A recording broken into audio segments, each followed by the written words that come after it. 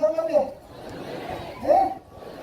aya qooda qabeenu qabnaanu dhalinaa jedhi isinoo maal jettanii isinin jira ni qabitani mudaa baaftani alwaafisininka ayyoon dubbatti daakalaamaadha itti qabu nami doorsani boru wallaalaa jechuudhaani sagantaaniyyaa sadaffaa dhagaa inshaa Allah jazakallahu khairukum rabbiin jazaa isin yaadachuu awwan keenya maadaa lama dabartaniif amma lammaffaa sadaffaa maadaa lamaa sitti isin dhiyaata maadaa lamaan san wanni waa'een isin dhiyaachuu ni teessu waa'ee ruknii salaata kana keessatti waan dandeemuu jira waan hin dandeemine jira waan dandeemuu sammeeqaa waan hin dandeemine sanoo hamtam takkaa jechuudhaani sammeeqaa himsi isaanirraa hunda geessu teessanii haawwan san haawwan kan yoo jettan haawwan danda'attuus torbaatanii fi sadan haawwan ganda safaraadhaa nama 108 waqabeet waliigala isaaniidhaa isinii walirra kaayyataa waa'een isaan dhiyaachuu deemanii waa'ee salaataatii inshaa Allah isaan wajjiniin ammaas turtii gaarii isiniin jira.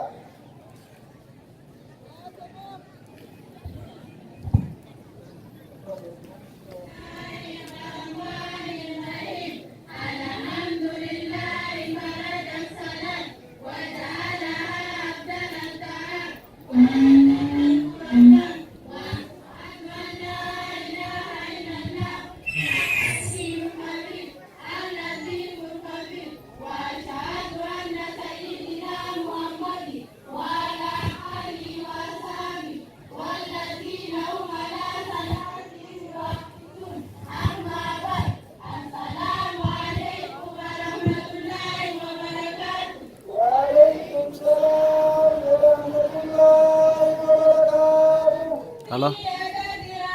Ya. Abakah moderator lanjut?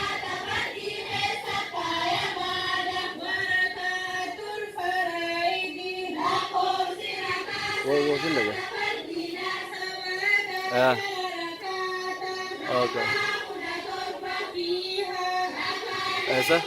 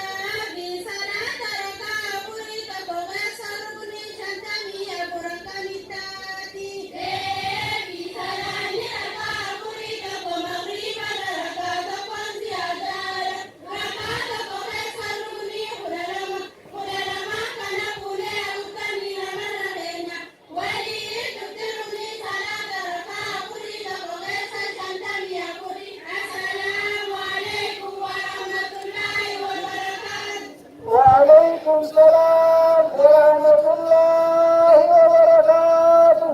الله أكبر. الله أكبر.